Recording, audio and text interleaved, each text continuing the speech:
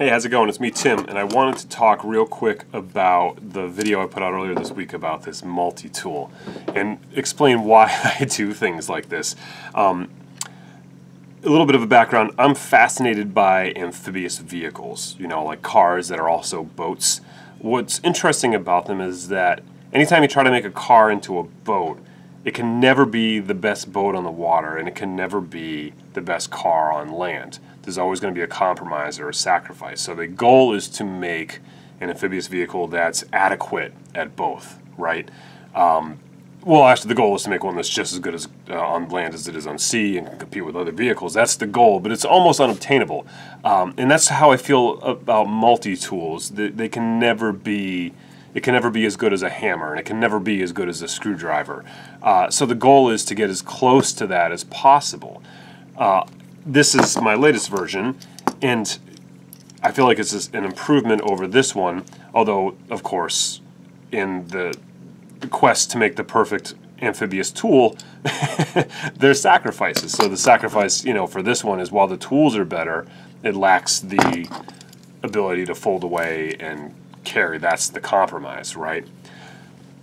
I do these videos partly to amuse myself, partly because of my weird fascination, and partly to inspire other people to think about things differently, because I'm not an engineer and I'm not like some great mind that can figure these types of things out, but I know that a lot of people that watch these videos are engineers and do have this better mechanical understanding of things than I do, and so I'm hoping that I can fuel other ideas so we can get one step closer to the perfect amphibious vehicle, or one step closer to the ultimate, you know, multi-tool.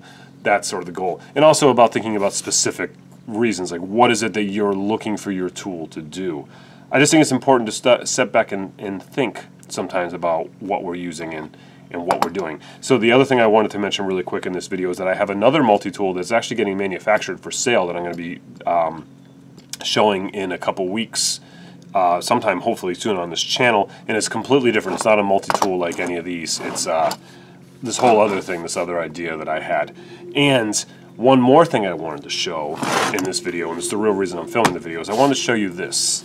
This is a multi-tool that I found in an old Volvo car from the 70s that I bought in the 90s and drove the car for a while, tore it apart, whatever. This was in, like, underneath the seat.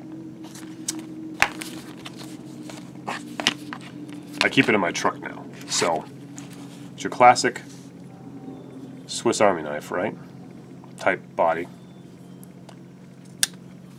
Phillips head screwdriver. But the Phillips head screwdriver activates a release here, so you can take these other tools that are in the package that have this little key end to them, pop it in there, and you close this to lock it in.